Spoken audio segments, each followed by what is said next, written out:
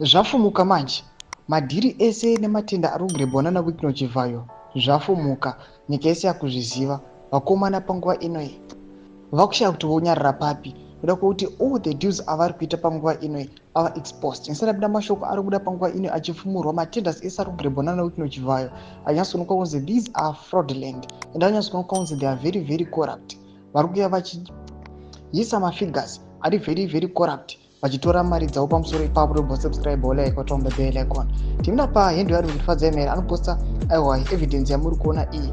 Oya anyora mashoko achiti did you know number 1 the Ministry of Health was allocated a measly $44 million from Zimbabwe Treasury in the 2025 national budget. Number 2, Wickno Chivayo's company was allegedly awarded a $400 million cancer equipment contract.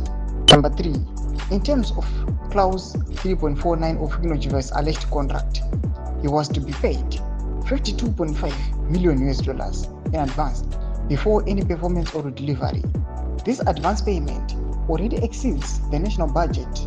Number 4, the contract further states that Wickno is to be paid $109 million annually.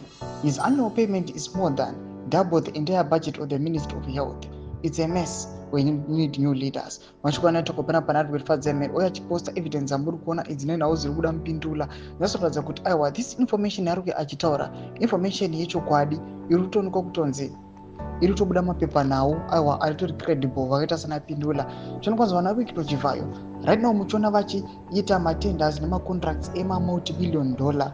But mukatarisa kuti the situation munyika yeZimbabwe, mukatarisa ma-investigators havasi kupiwa mari dzavo, mukatarisa ma-health services kuzvipatara, zvinhu hazvinasi kumira zvakanaka, mukaona ma-civil servants havasi kugutsikana nemhoro yavo, marodzi hatichatauri. Mashoko ari kubuda panguva inoyi uchioneka kunzi aiwa this is self-enrichment. Vana Wickno Chivayo vane allegations ekunzi aiwa vane malinks nemutungamiri wenyika vari kuonekwa kunzi they are the only ones who are benefiting vachigreba matenders. Cost yetenda inoonekwa kunzi its actual cost inenge ichitokavhiwa muthe advance payment. Imwe mari yese inozobhadharwa pamanzi anotevera kana makore anotevera dzinenge dzanguva mari dzavo. Imbotidze mafungiro enyu muri kudii pamusoro pechitiko ichi.